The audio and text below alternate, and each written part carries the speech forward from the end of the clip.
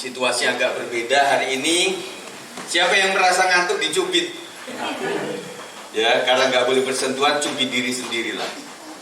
Ya, puji Tuhan saudara sekalian, siap dalam segala perubahan. Amin.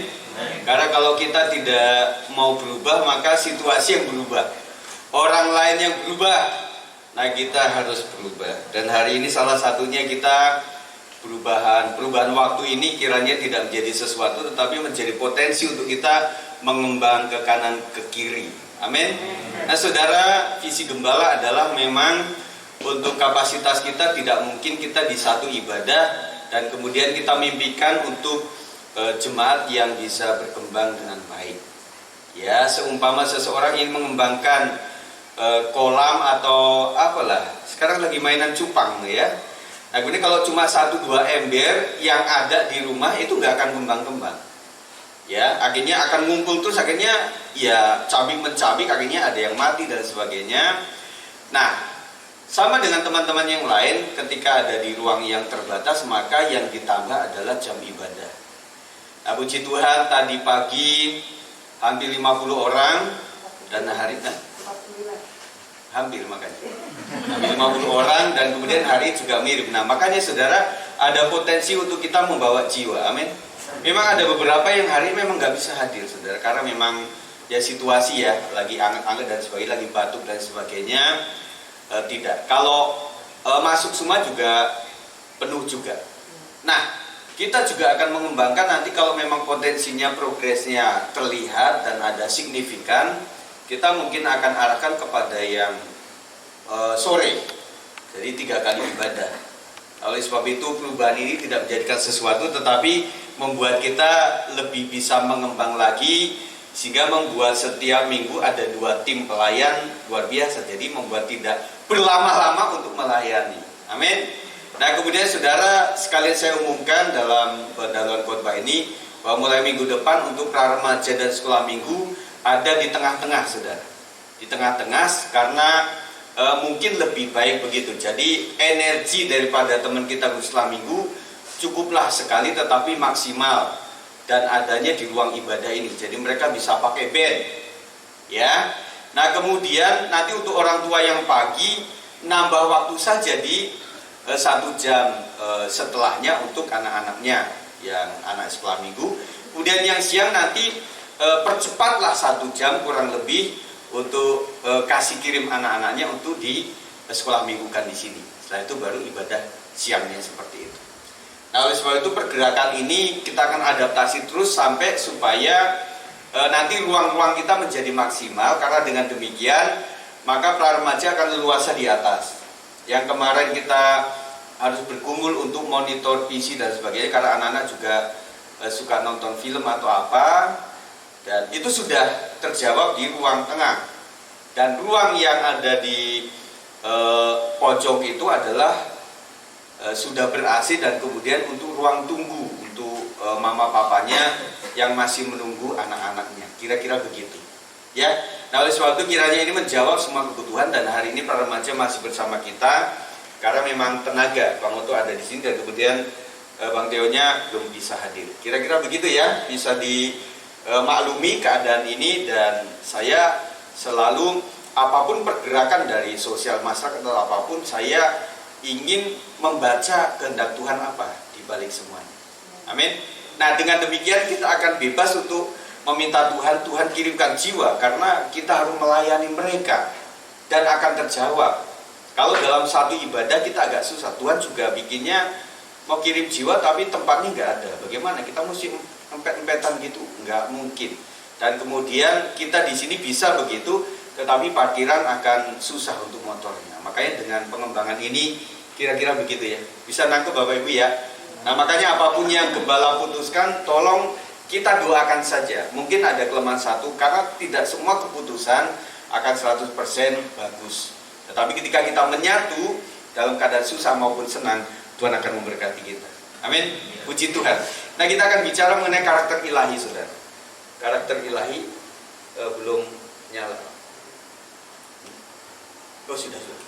Ya oke. Nah saudara, karakter ilahi kita akan lihat di sini. Nah saya akan mendahului dengan ini. Karakter itu sifat secara umum saja. dan watak mungkin ya, watak. Nah, setiap kita punya dialek sendiri, orang dari Sumatera, orang dari Papua, orang dari Jawa, Kalimantan itu memiliki kekhasan sendiri-sendiri. Disebutnya kalau itu dialek, ya, itu pribadi masing-masing begitu. Nah, beda lagi orang Sumatera yang lahirnya di Depok, itu agak beda lagi. Ya, mungkin yang hal-hal yang biasa di kampung halaman dilakukan itu tidak bisa, bahasa juga kadang-kadang agak lupa. Tetapi yang jelas Bapak Saudara sekalian bahwa saya katakan bahwa karakter, sifat atau watak itu ada dua hal yang harus dicermati. Yang pertama, salib kita seumur hidup atau memang berkat kita seumur hidup. Maksudnya gini, kalau itu menjadi sebuah salib adalah ketika orang karakternya tidak baik dan tidak mau berubah, secara sosial dia akan mengalami itu. Mungkin jauhi orang, kalau masih muda pasangan hidup juga susah karena karakter yang kurang mengenakan itu. Kemudian di sosial masyarakat juga selalu tidak dimasukkan dalam lebih ke dalam karena memang karakter begitu kan. Nanti waktu wawancara pekerjaan juga susah juga. Ketika sudah masuk kerja juga nggak bisa menjadi teamwork yang bagus, anggota teamwork yang bagus. Akhirnya diskualifikasi sendiri begitu. Terus kemudian seumur hidup sampai dia meninggal, ya itulah kisah hidup dia. Ya, mengerti ya? Tetapi kalau memang yang kedua, kalau memang watak karakter kita sudah dipulihkan oleh Tuhan, maka menjadi karakter watak yang baik. Kemudian kalau pasangan muda-muda itu yang cari pasangan, maksud saya ya gampang bersosialisasi, mendapatkan jodoh juga lebih banyak, bahkan banyak opsinya, banyak yang suka atau seperti apa. Kalau dia mencari pekerjaan juga mudah, ketika dia hadir di sebuah kelompok komunitas juga cepat bergaul begitu ya. Nah, saya pikir berkatnya juga ada sendiri, hokinya juga ada begitu. Nah, ketika dia ketemu sama siapapun, mau tukang sayur atau tempat langganan kita makan, orang juga suka gitu ya. Nah, kayaknya seumur hidup dia menjadi, wah, ketika dia mungkin dipanggil Tuhan dan kemudian dalam masa normal dan kemudian ada sebuah ibadah penghiburan atau apa yang melayat juga banyak juga. Dan kemudian batu nisan yang dituliskan juga jujur gitu ya, rest in peace begitu ya. Jadi benar dia meninggal dalam damai, oleh karena memang dia suka berdamai. Kita tahu bahwa Tuhan Yesus adalah Raja apa? Raja damai. Ya, puji Tuhan itu. Jadi tergantung pilihan kita. Ya, banyak teman-teman kita, teman-teman saya itu yang daerah-daerah yang keras, daerah perbukitan, daerah gunung, otomatis karakternya juga keras. Tetapi ketika dipulihkan oleh Tuhan, kita akan bingung, kamu Bataknya udah hilang, saya bilang gitu ya. Enggak, saya gembala. Saya banyak jemaat orang-orang Jawa, banyak orang-orang Solo. Kalau saya masih bawa sana, mereka tutup pintu blek aja udah kaget kok orang Solo itu. Iya kan, kalau kita nggak begitu, akhirnya bisa merubah itu sehingga membuat pribadi itu menjadi sesuatu yang luar biasa. Teman-teman kami dari Papua itu luar biasa, dan sampai kami punya kakak kelas itu yang gede besar orang Papua, disukai sama anak-anak. Padahal tampang orang Papua ya begitu, wah luar biasa. Tetapi anak-anak bisa suka itu memang kakak saya ini sudah diubahkan kakak kelas, gitu loh. Ya, tapi meskipun tampangnya begitu bagus, begitu indah, tetapi kalau karakternya tidak baik, dijauhi juga dalam anak-anak komunitas anak dan sebagainya. Kita ingin berubah, amin, puji Tuhan. Pandemi ini lumayan mengubah Bapak Ibu nggak kira-kira? Ada nggak mengubah nggak? Dua Pak, mengubah tambah keras atau mengubah tambah lembut kan gitu ya. Nah, akhirnya kita dikocok untuk menjadi pribadi yang berkenan di mata Tuhan. Di sekeliling kita itu sampai kita menjadi berkat buat mereka. Hari ini tugas kita adalah memberkati yang terdekat.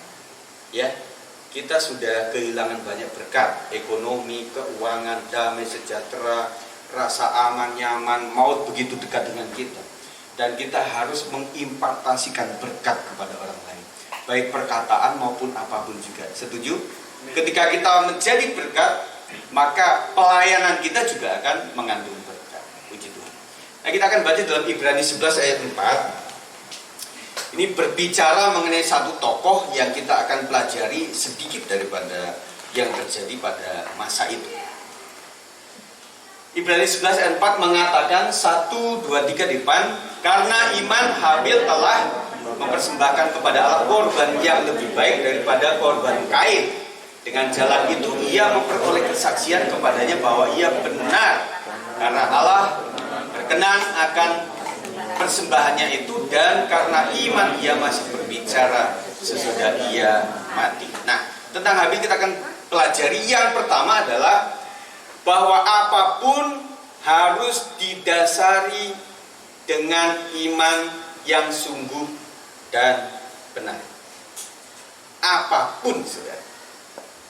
Nah, saudara, saya tanya, kapan Bapak Ibu Saudara memiliki iman yang paling tinggi dalam sepanjang hidup kita? Mungkin masa pandemi ini, mungkin ketika samping kiri kanan ada terkena COVID waktu itu, membuat kita doanya itu lebih, wah sungguh-sungguh ya, gimana kalau saya mati, gimana saya kok ke Wisma Atlet, kan bayangannya gitu ya. Itu langsung tinggi iman kita tuh.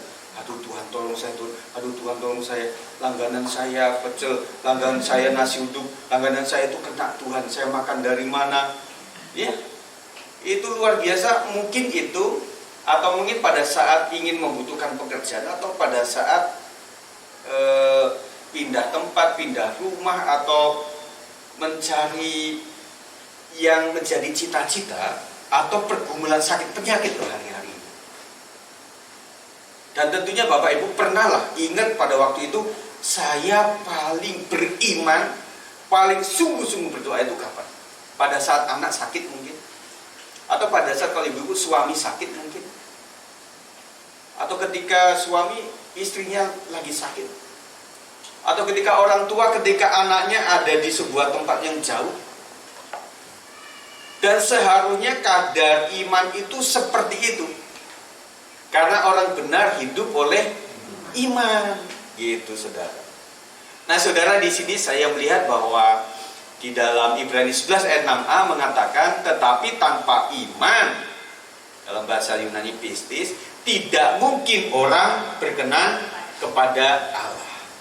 Jadi iman di dalam konteks ini adalah apapun tentang Tuhan. Tuhan sebagai apa? Nah itu, iman kita mesti di situ. Tuhan sebagai penyembuh, amin. Berarti kalau kita sakit, iman kita tetap harus mantap bahwa Allahku bisa menyembuhkan aku. Gitu loh maksudnya. Tuhan Maha Pelindung. Ketika kita di kereta, ketika kita jalan kaki, ketika kita di rumah makan, harusnya otak kita dilingkupi oleh kepercayaan bahwa Tuhan sanggup melindungi aku. Tuhan adalah Allah yang memelihara, menolong, mencukupkan segala sesuatu.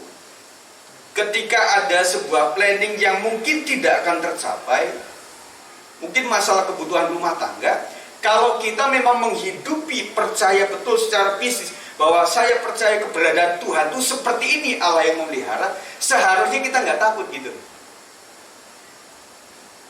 Bener nggak? Mencernanya mesti seperti ini, sehingga membuat ada sebuah kalimat, saya meskipun ada di neraka, kalau Tuhan hadir, neraka itu jadi surga. Jadi iman kita harus seperti itu. Ketika itu semuanya ada di otak kita, dalam hati kita, kita kesini juga nggak ragu. Dan rasanya saudara sekalian, ketika orang bisa ke pesta, orang bisa kemana-mana, bahkan mereka bayar harga untuk itu, apalagi pesta Batak itu tidak cukup 3 jam. Saya pernah beberapa kali menghadiri maupun nias maupun itu lama. Kalau di gedung mewah enak ya, ber-AC. Tetapi kebanyakan ada juga yang ditaruh di tenda luar. Sampai bedakan 3 kali kan. Nanti kena keringet lagi, bedakan lagi, kena keringet lagi, bedakan. Waktunya bibir kita merah banget karena lipstick sampai 3 kali. Ya bikin sudah makan ayam duluan kan begitu ya. Tetapi orang kok bisa ya percaya bahwa dia tetap aman. Tetapi ketika disuruh ke gereja pun rasanya nggak aman. Nah dia lebih percaya mana ini? Nah gitu saudara. Nah, ketika saudara ada di sini, saya pikir kita nggak bertanya banyak. Ya, pokoknya saya duduk aja, masuk ruangan, salam tonjok apa pokoknya sudah, saya percaya benar. Nah, percaya kita itu sampai percaya seperti anak kecil, jadilah kau seperti anak kecil. Anak kecil itu kalau percaya sama kita, nggak peduli bapaknya itu badannya kurus krepek, tapi dia tetap percaya bapakku yang bisa nolong aku. Kalau di kampung kita berantem, kita pulang panggil bapak. Nah, ketika bapak tanya, kamu berantem sama anaknya siapa? Anaknya Bejo. Waduh, Bejo itu preman sini, saya nggak berani. Tetapi kita nggak ngomong sama anak kita. Nanti papa lawan. Nah, begitu alam mereka gitu. Anak begitu sangat percaya. Nah, kita kenapa nggak percaya sama bapak yang bisa memelihara kita? Oke lah, dalam setahun masa enggak sih 2 kali bertandang, 3 kali bertandang ke gereja lah. Iya nggak?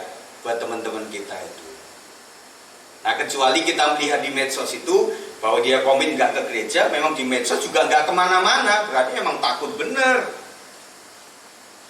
Tetapi nggak ke gereja, tetapi di medsosnya ke pesta lah, entar ke Monas lah, entar ke Bogor lah, entar ke pantai begitu. Rasanya kita juga cemburu. Saya sebagai gembala, apakah kita itu lebih bervirus dibandingkan tempat-tempat itu?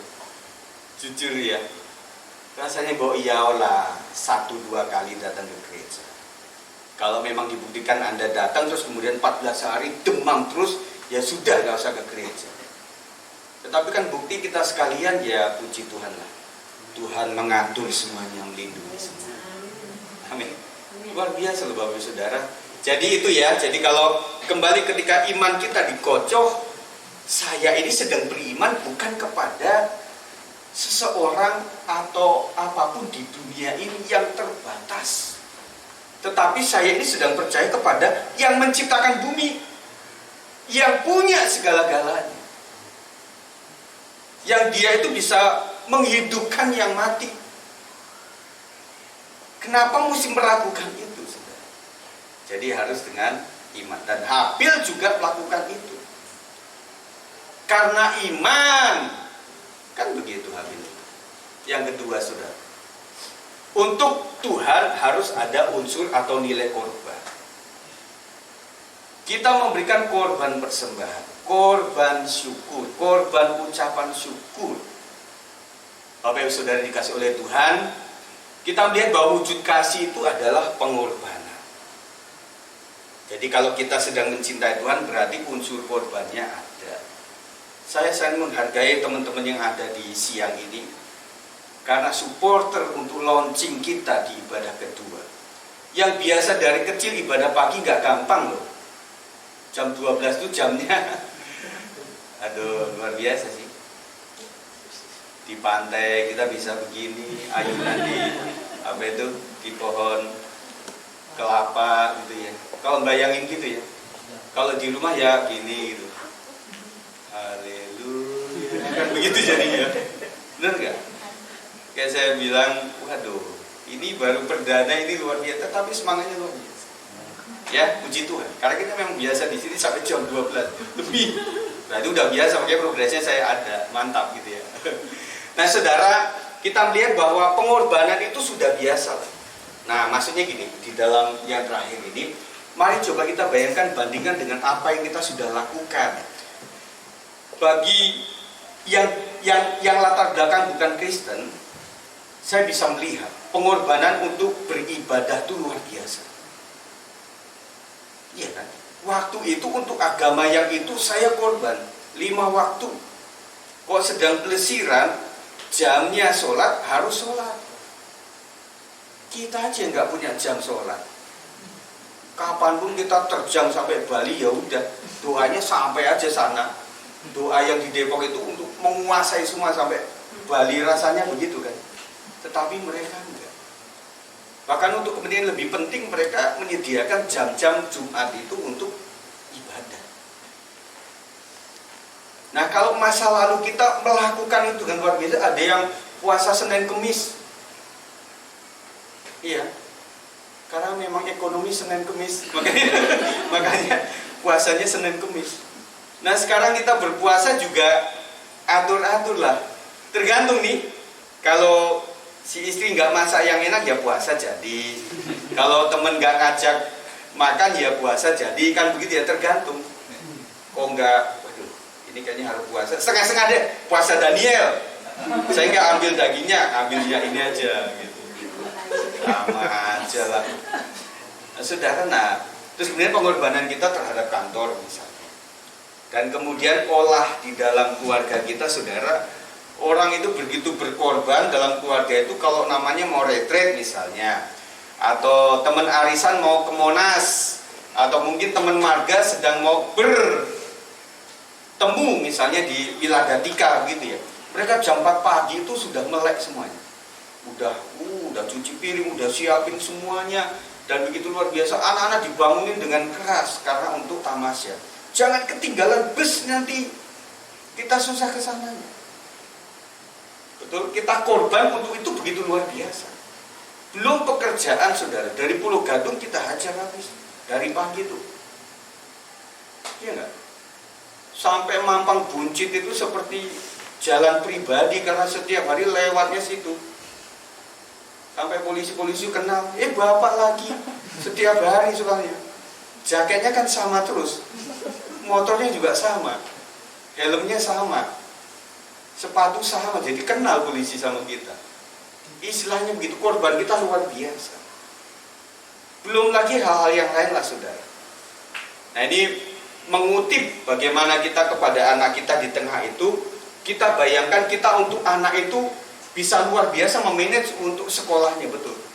Saya lihat ada bapak-bapak itu atau ibu-ibu itu yang memang kontang-panting, satu sekolahnya di sono, satu sekolahnya di sini, jamnya mepet, kontang-panting ke situ pulang. Jadi 4 kali jemput dan antar. Nah, semoga dengan hal ini kita tidak berkeberatan untuk kalau di sekolah bahkan Senin sampai Jumat loh, setiap hari ini cuma 1 minggu saja. Korban kan? Artinya kok cuma gini, bisa lah saya melakukan ini. Untuk yang itu saja sanggup kok saya. Belum lagi korban-korban lain terhadap yang menyenangkan bos. Kita lakukan apapun. Dan kemudian saudara, kita mau pergi ke sebuah tamasya. Kadang-kadang sekarang tamasya memang mahal, saudara. Apalagi kalau sudah ke Trans Studio gitu ya. Satu anak itu bisa berapa itu? Berapa ingatnya? 200.000 kan? Tapi demi keluarga jutaan itu. Ayo nak masuk ke Bekasi yuk. Orang kita nggak biasa saljuan, pakai masuk salju. 5 menit keluar lagi. Ratusan ribu untuk apa itu Bi? Kalau setelah masuk keluar lagi. Tetapi untuk 1 menit ratusan ribu kita jaban itu. Pengen aja, yang penting sudah foto udah selesai. Yang penting kan fotonya gitu. Nah, kadang-kadang kita memberikan waktu untuk Tuhan, masih hitung-hitungan Tuhan gimana cara gitu ya. Benar. Jadi ini adalah sebuah perjuangan, saudara. Maka kita bisa membandingkan ya. Kalau itu aja ratusan ribu kita jabani, kita rela itu untuk itu. Nah, kita bagaimana untuk Tuhan? Dengan perubahan ini tentunya banyak hal yang harus kita, kos listrik pasti naik karena 2 kali ibadah.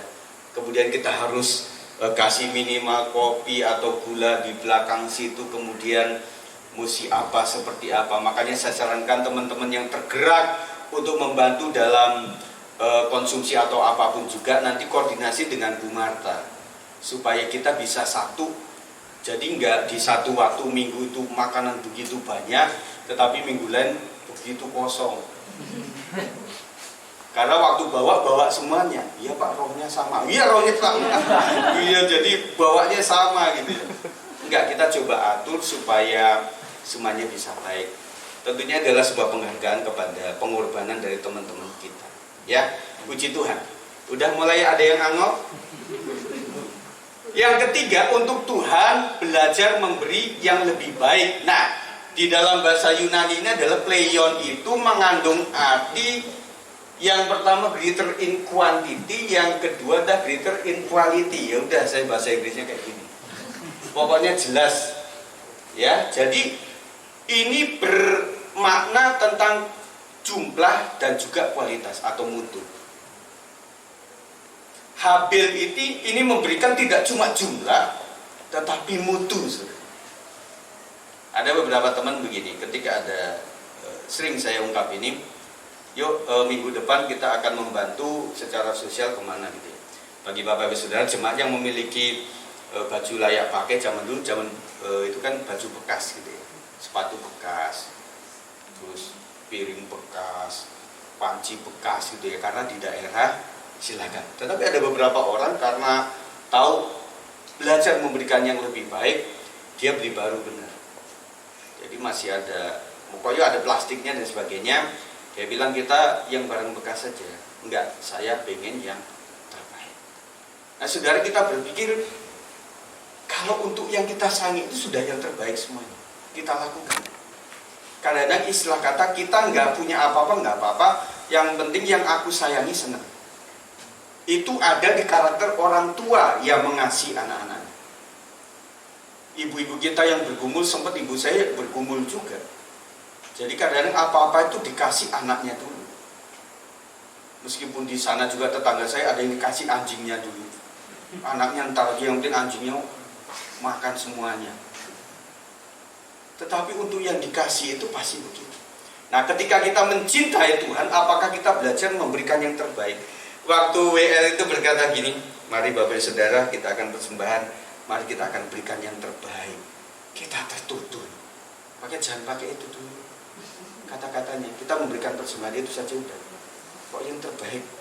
1.000, ini 10.000, ini 5.000, ini 2.000, yang mana ya? Tertuduh juga waktu ada kalimat itu. Tapi kita jujur, kita belum bisa memberikan yang terbaik untuk Tuhan. Kita mau belajar, saudara. Amin. Jadi hidup yang berkenan itu, seperti itu. Memberikan lebih. Ada ayat lain mengatakan, kalau kamu orang itu mengajak kamu untuk berjalan berapa mil, lebihkan. Kalau dia mau minta baju, kasih jubahmu. Maksudnya berlebih. Ibu-ibu kalau misalnya punya sesuatu yang mesti dipesan dari ibu, kita belajar melebihkan atau enggak? Uang parkir kita belajar melebihkan enggak? Iya kan? Itu kan di luar gereja Pak lo. Lakukan segala sesuatu seperti untuk Tuhan. Mbak, kembaliannya nggak usah dikasih ya. Ya 1.000, 2.000 nggak apa-apa lah. Dan sampai kembali 100.000, ya untuk Mbak aja. Wah itu namanya dimarahin suami nah. Kelebihan itu. Yang kecil-kecil aja. Apalagi yang orang itu, yang pertama kenal kita adalah orang Kristen. Yang kedua kita sering di situ, parkir di situ misalnya. Kita harus berpikir kita memberikan yang terbaik. Karena dia tahu bahwa saya Kristen. Kecuali sekali waktu nggak ada dan kita jarang ketemu sama dia. Itu adalah belajar memberikan yang terbaik. Dan saya pikir saudara untuk menambah jam dan kemudian tenaga pelayan juga nggak gampang saudara. Kita lebih melebihkan ini saudara. Tetapi saya pengen ini adalah plus buat saya. Kalau biasa minggu saya khotbah sekali, saya bisa 2 kali. Tim pelayan yang cuma 1 ibadah, sekarang 2 kali ibadah. Kalau ngambil istilah sana pahalanya lebih gede. Minimal adalah kalau kita cuma 1 dalam 1 minggu dan kita menjadi 2 dalam 1 minggu, maka hitungan umur kita 5 tahun itu kita 2 kali lipat untuk Tuhan. Menjadi 10 tahun seperti itu saudara. Nah sekarang kita sedang berjuang dengan maut saudara. Kita sedang berjuang, kita nggak tahu kapan kita harus meninggal. Dan kalau semakin ditunda untuk kita berbuah bagi Tuhan, keburu kita innalillahi wa inna ilaihi raji'un. Kita nggak buat apa-apa. Makanya dengan adanya 2 ibadah ini, semoga tim-tim yang baru. Saya melihat potensi dari Bapak Ibu saudara-saudari, terutama ya, mari gabung dalam pelayanan pekerjaan Tuhan. Ya, nanti coba ngomong sama Ibu Gembala. Gembala, saya ingin tergerak untuk melayani. Kamu talentanya apa? Saya pikir saya ini, saya pikir itu. Kita harus coba sudah. Kalau tidak dicoba, mana mungkin dan nggak bisa. Seperti saya katakan minggu kemarin ya, bahwa kita nunggu anak bisa melukis, baru kita kasih kertas lukis. Bukan begitu, tetapi kertas lukis kasih dulu, dia belajar melukis dengan gagal, tetapi akhirnya bisa. Di sini kita bisa belajar semua. Dari vokal grup kita bisa melihat, ini calon WL, ini calon singer, ini calon ngaco, enggak. Itu kelihatan semuanya dari situ. Dari pertemuan PWP, dari pertemuan bapak-bapak sudah kelihatan semuanya kan. Ini jurusnya kemana ini? Kalau sudah ngobrol kan kelihatan tuh orang. Oh dia memang ada karakter pemimpin, dia ada karakter memang seorang teolog, dia ada karakter memang sosial, humanis, dia karakter yang mengalah, pendamai. Ini ada karakter yang memang vokal atau seperti apa. Kita tahu dari situ. Nah apalagi anak-anak sekolah minggu kita sudah ketahuan sekarang ini. Orang bilang begini, ih si Inci itu sukses banget ya jadi toko. Kita tanya sama emaknya, Oma, dulu emang si Inci gimana sih waktu kecil? Wah dari kecil dia udah suka pasar-pasaran, main-main daun-daunan jadi duit. Dia bikin inilah, bikin itu. Pokoknya sejak SD itu apapun di tangan dia jadi duit. Ada kita punya temen SD, maksudnya murid atau SMP itu setiap apapun di tangan dia jadi duit. Misalnya gini, dia ketemu di sebuah toko buku, ada buku yang sedang dicari, langsung dia jadi calo. Lu beli sama gua berapa segini? Dia untung 5.000. Oke, bawa tuh buku, padahal dia beli di mana gitu ya. Nah udah di situ. Nah makanya Bapak Ibu sekalian, ketika kita melihat anak kita mulai suka pegang alat musik, mulai menari-nari, meskipun TikTok ya, ibu-ibu ada yang suka TikTok nggak? Nah itu berarti mengarahnya ke situ. Berarti dia bisa gitu, minimal lebih gampang untuk dididik seperti itu. Nah makanya Bapak Ibu Saudara, ketika ada wadah ini, cobalah, marilah pada sesi tengah itu coba ibu-ibu atau bapak-bapak coba melihat, kayaknya mengajar sebagai guru sekolah minggu, kayaknya saya suka kepada anak-anak. Ya kalau gitu, wah saya mah bisa kayak gitu. Makanya saya ingin perlihatkan Bapak Ibu sekalian kelas sekolah minggu di sini. Selama ini saya nggak bisa visualisasi di kelas itu seperti apa. Kecuali Bapak Ibu Saudara bolos ke atas, nah itu baru bisa melihat kelas sekolah minggu kayak apa. Tetapi semoga nanti ketika kita aplikasikan di sini, wah Pak Gembala kalau begini saya terbebanlah untuk membantu teman-teman ini. Karena satu guru ngatasin 2 anak aja luar biasa loh. Yang satu ke kiri, satu ke kanan, kita ke tengah.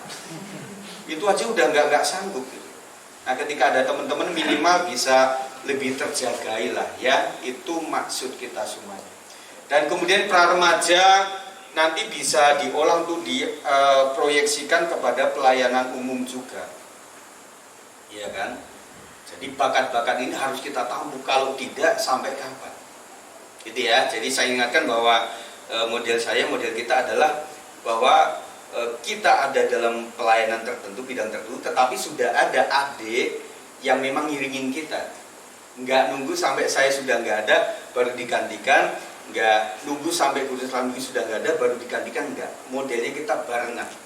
Jadi membuat nanti yang murid itu jadi guru, setelah guru nanti menjadi maha guru, setelah maha guru menjadi yang namanya tuturi handayani yang di belakang.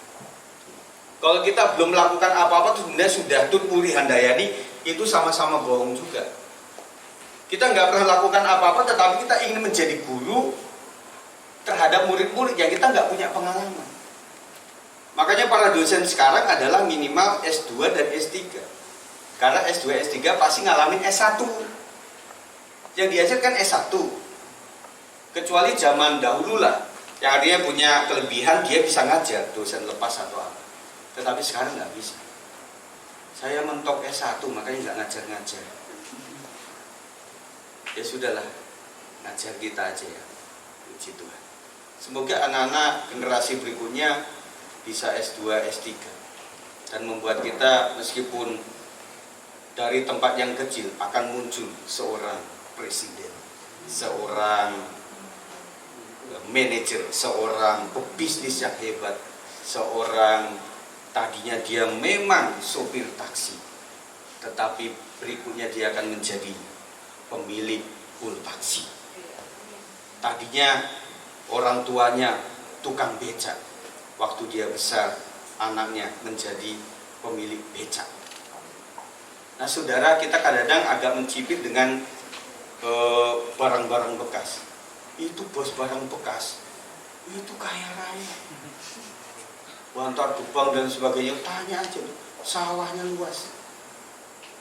Jangan ke situ, Tanah Abang aja. Ada teman saya orang Chinese, dia bilang, Mas Sigit, saya tuh punya saudara-saudara dari Palembang, Cina Palembang tuh banyak di Tanah Abang itu.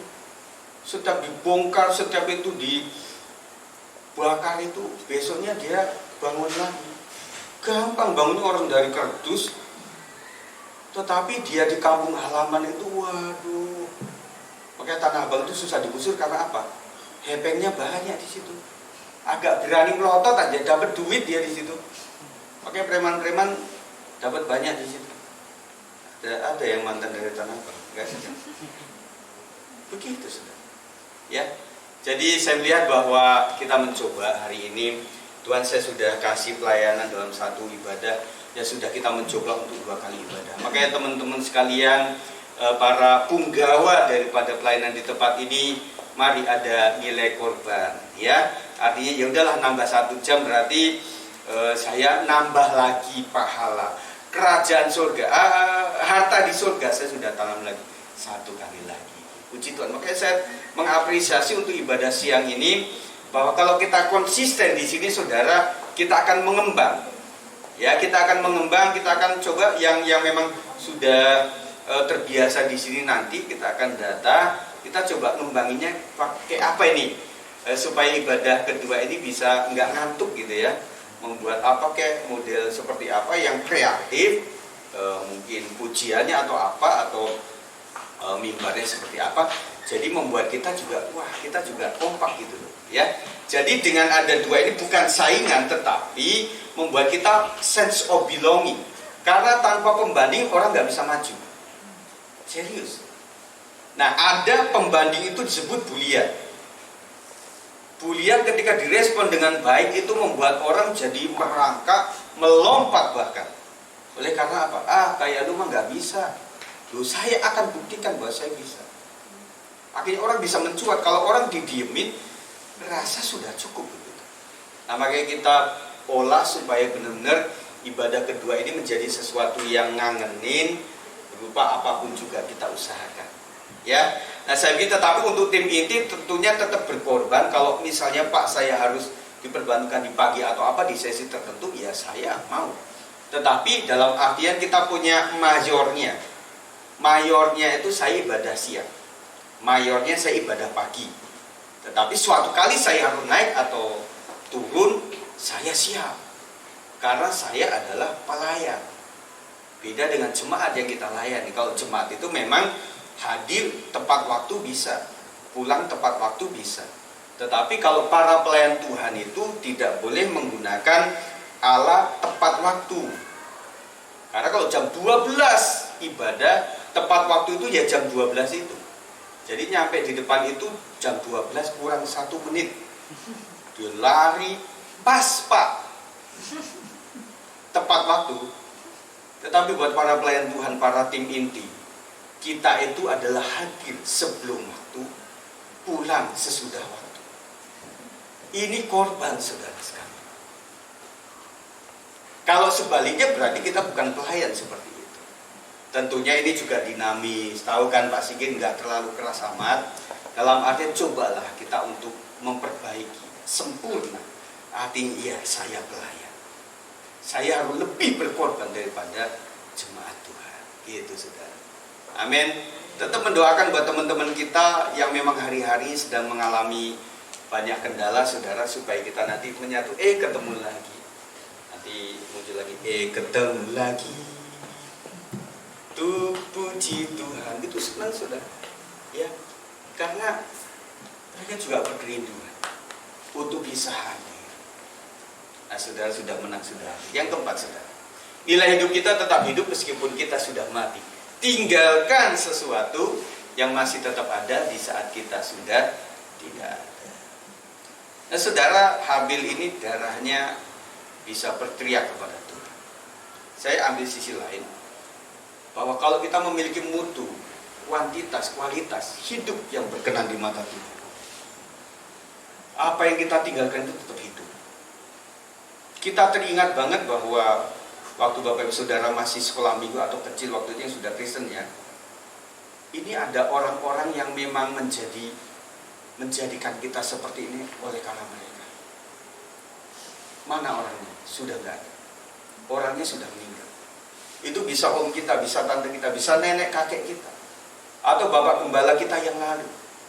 Mungkin Bapak Ibu Saudara hari ini saya adalah gembala yang kedua atau ketiga atau keempat.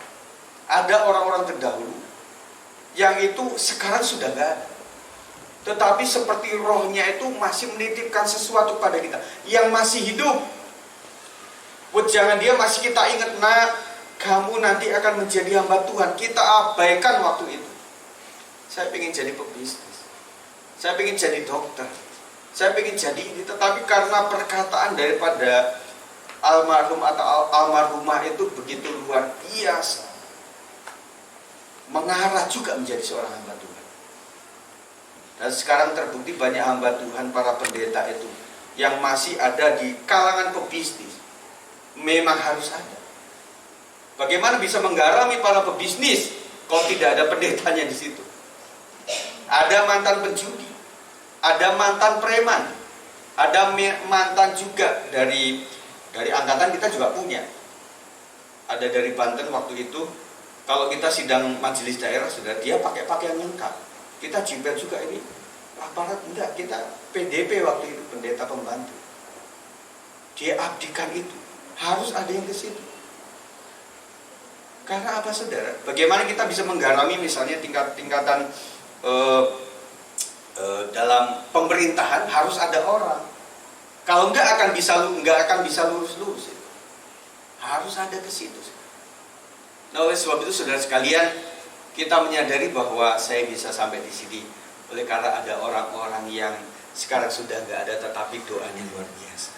Saya pengen setiap kita itu ketika nanti meninggal, apa yang dituliskan di batu nisan itu sesuai. Rest in peace, meninggal dalam damai. Tetapi banyak kesaksian dari tetangga atau apapun juga, ini RIP ini nggak cocok. Karena apa? Dia main dukun, dia main opo-opo, ula-ula apa kayak apa itu, matinya juga melet kok. Gimana mau dalam damai? Nah, setiap kali saya pemakaman atau apa itu, saya selalu melihat batu nisan. Di Kamboja saya asik suka lihat. Saya kan suka membayangkan sesuatu. Ini lahir 1903. Waktu itu Depok kayak apa ya? Terus meninggalnya tahun misalnya 1910 gitu. Waktu itu kayak apa sih om ini? Tapi kebanyakan orang Belanda ya yang meninggal di Kamboja ini. Tetapi tidak terlepas bahwa saya melihat dan tulisan di atasnya selalu ayat Alkitab. Nah, kadang kita jujur kalau kenal benar siapa yang meninggal, RIP itu jangan ditulisin RIP-nya peace, pokoknya RI, habis itu titik-titik aja, silakan isi masing-masing.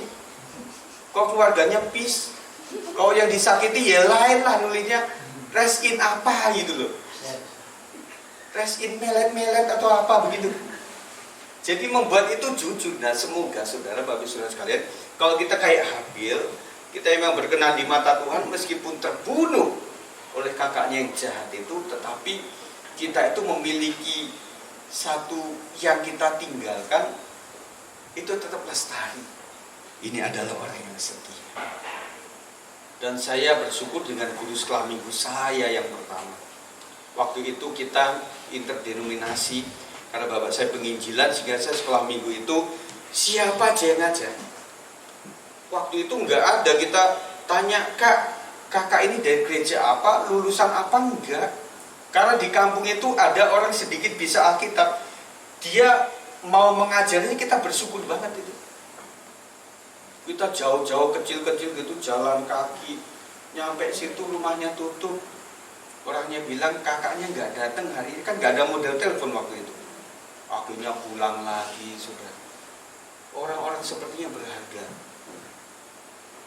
Dan banyak orang-orang rohani yang membuat kita itu kayak termetrai di hadapan Tuhan. Kita harus bersyukur untuk itu, saudara. Kita kemarin belajar tentang apa menghormati orang-orang yang memang membangun diri kita, saudara. Yang pertama kok secara sosial, guru TK kita, playgroup, guru SD, guru SMP, guru SMA, para dosen kita itu yang menjadikan kita itu, makanya sering pertemuan alumni itu suka dilakukan. Saya ingin berterima kasih. Tetapi yang membuat kita sedih juga, jarang ketemuan dengan guru TK KB. Yang sering itu SMA, SMP. Padahal yang mencetak anak-anak kita itu adalah KBTK-nya. Coba Bapak Ibu Saudara, kita mulai berpikir yang lain. Yang paling harus kita hargai adalah siapa? Guru-guru dasar anak-anak kita. Kalau SD orang mah sudah bisa menulis ya Pak ya. Tetapi yang ngajarin nulis apa maknya ngajarin nulis ini susah. Orang maknya aja nggak bisa nulis. Istilahnya saudara. Akhirnya kan guru KBTK yang ngajarin, kalau diajarin ngompol, diajarin meler sininya. Itu saya ngalamin, saya kan ngajar KBTK juga. Tetapi yang suka dikunjungi waktu alumni itu setelah jadi profesor doktor itu mantan alumni SMA, terus kemudian SMP, SD ke bawah kok nggak ada yang ingat waktu itu. Kalau saya memang nggak pernah masuk TK sudah. Di Lampung itu ada SD aja udah puji Tuhan. TK nggak ada waktu itu. Ya. Nah, saudara, kita belajar menghormati itu. Nah, aplikasi buat kita adalah kalau selama ini kita begitu berkorban untuk guru-gurunya, hari-hari ini kita kasih penghargaan kepada guru, wali kelas dan sebagainya.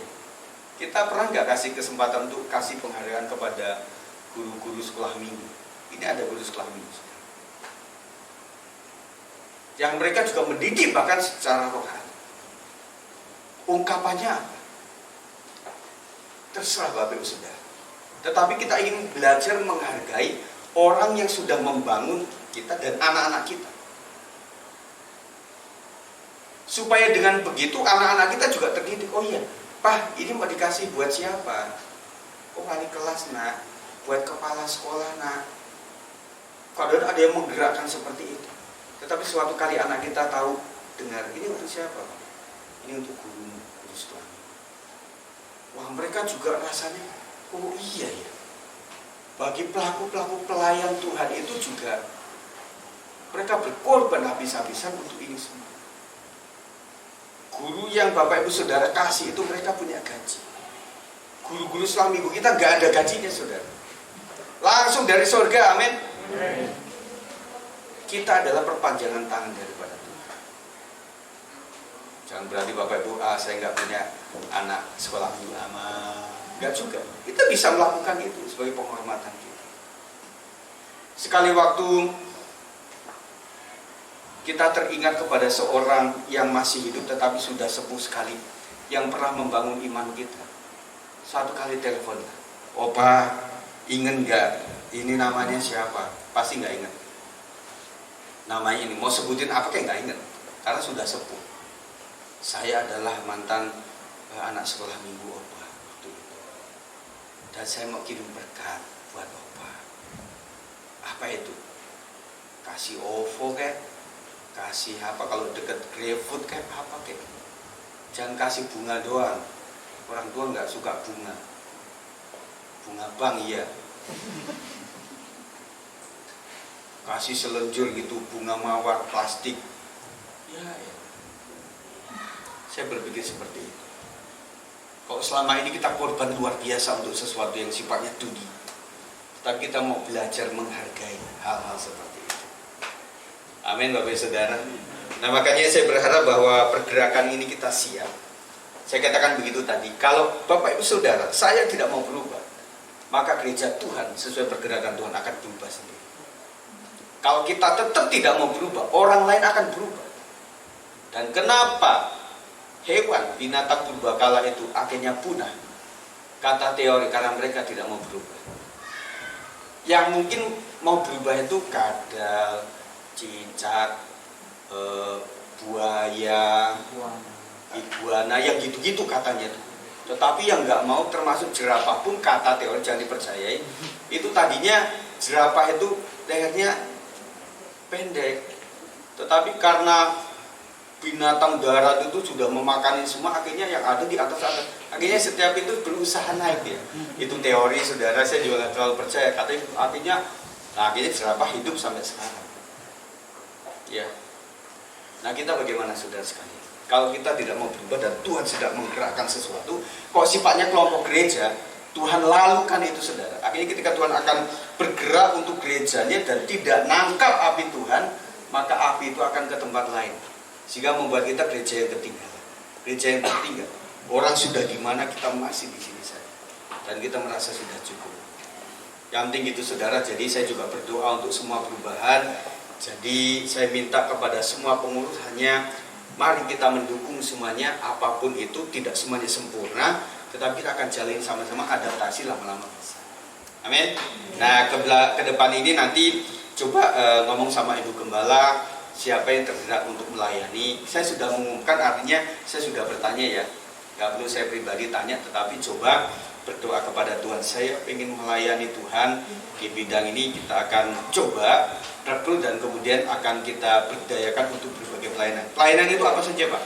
Ibadah pertama, kedua, kemudian sekolah minggu, pra-remaja. Pra-remaja hari ini gabung karena Bang Theo tidak bisa hadir dan Bang Oto sedang melayani. Dan kemudian banyak hal di dalam kegiatan-kegiatan yang membutuhkan. Nah, setiap ibadah itu harus ada koordinator ibadah yang memperhatikan semua. Sound system gimana hari ini, ada review. Gimana para pelayan Tuhan. Nah, itu ada yang mengkoordinasi, saudara. Karena kita melewati jam 12 itu, tentunya kita berpikir untuk makan pelayan kapan. Gak mungkin mereka ada teh botol di situ sambil melayani begini, itu main lagi, gak mungkin. Gak begitu. Nah, itu harus ada koordinator ibadah yang, nak kamu makan dulu, nak, secepatnya beli. Jadi membuat kita jadi rapi. Nanti kalau tidak begitu, nanti di antara 1-2 itu di tengah ini akan kacau. Kalau tidak ada yang mengkoordinasi. Sebab itu kerjasamanya supaya kita tertib di bidang ini. Nah, nanti ini saya agak panjang karena ini launching. Tetapi untuk ke depan, saudara, minggu depan itu kita akan plot secara mantap bahwa present worship itu 30 menit. Dan kemudian khotbah kira-kira 45 menit. Dan kemudian kita selesai 1,5 jam. Bahkan kurang dari itu. Siang juga begitu. Kok kelamaannya juga terlanjur begini juga nanti. Itu dapat jamaah Tuhan atau jamaah siapa gitu ya. Saya lama-lama, saya usahakan begitu ya. Oke, itu saja saya sampaikan, kiranya diberkati semuanya. Tetap bahagia. Nah, setelah ini udah hore, kita siap. Yang mau ke mall kemana, kita sudah ibadah. Puji Tuhan, hari ini yang nonton bola, haleluya. Karena ibadah siang membuat kita bisa mantap nonton bola. Ya, puji Tuhan. Jadi mari kerjasamanya untuk minggu depan, untuk anak-anak pra kita dan juga anak sekolah minggu kita, sehingga membuat kita akan nge-band sama anak-anak. Tadi sudah berlatih semuanya dan saya melihat ada kesegaran luar biasa. Nah, dalam hal ini nanti bapak-bapak atau siapapun saudara yang tergerak untuk melakukan itu, kita bisa alih. Artinya teman-teman kita sudah melayani di ibadah pagi itu bisa istirahat lah. Akhirnya bapak-bapak yang bisa memainkan musik, tetapi lagunya mesti bisa. Nggak cuma duduk terus kemudian nggak tahu, tapi harus bisa juga. Dan kemudian kita bisa diperbantukan untuk melayani pekerjaan Tuhan. Amin. Ibu-ibu yang suka sama anak-anak ya cobalah ikut di belakang, ikut joget-joget, tapi ya gitu ya. Lama-lama jadi guru selami. Ya kan, kalau nggak ada waktu sesi untuk melihat itu nggak mungkin, karena pasti nggak rela tinggal di sini cuma untuk nengok di atas. Nanti sama guru-guru ya suruh turun lagi, ibu ibadah di bawah. Nah, dengan begini tentunya bisa saya melihat bahwa kita sekalian tidak terbatas umur untuk melayani pekerjaan Tuhan. Tetap saling mendukung, doakan gembala dan keluarga. Dan puji Tuhan, hari ini juga saya bersyukur bahwa Papa Mama juga sudah melewati batuk pilek juga. Mereka juga sudah divaksin. Dan kemudian teman-teman kita sudah vaksin juga. Nah, sekalian titip ya, ini secara sosial untuk apa? Kalau bicara iman terserah nanti ya. Tetapi maksud saya adalah mari kita akan masuk kepada link-link yang sudah itu supaya ya merata kita bisa vaksin. Dan ada beberapa ibu-ibu yang sudah mau vaksin di Transmart. Ya, itu pada hari WBI, akhirnya WBI kita nggak adakan dulu karena untuk prioritas ini. Kemudian bapak-bapak lain yang belum itu silahkan saja saudara. Nah, gambarannya apa Pak? Gini, takutnya kalau ini wabah ini memang begitu agak lama, akhirnya muncul aturan mau buruh, mau karyawan pabrik atau pengajar atau di pelayanan sosial atau massa, termasuk nanti jemaat gereja itu seperti diwajibkan untuk, tapi belum wacana ini belum ya untuk gereja, takutnya harus sudah vaksin misalnya gitu. Nah ini ya, lepas daripada iman dan sebagainya. Tetapi Jokowi juga ngatur ini ada dendanya katanya. Tetapi saya pikir mungkin dendanya di sekitar yang pegawai yang publik ya, mungkin itu. Kalau misalnya dia tukang karcis terus kemudian divaksin nggak mau, ya didenda dia, orang dia berhubungan sama orang terus misalnya gitu ya, mungkin gitu ya. Kalau jemaat yang tidak kemana-mana mungkin beda lah, nggak pakai itu. Mungkin itu gambarnya belum tentu benar ya. Mungkin itu. Pokoknya yang bersentuhan dengan masyarakat mungkin diwajibkan. Karena orang Indonesia kalau nggak begitu nggak mau, susah.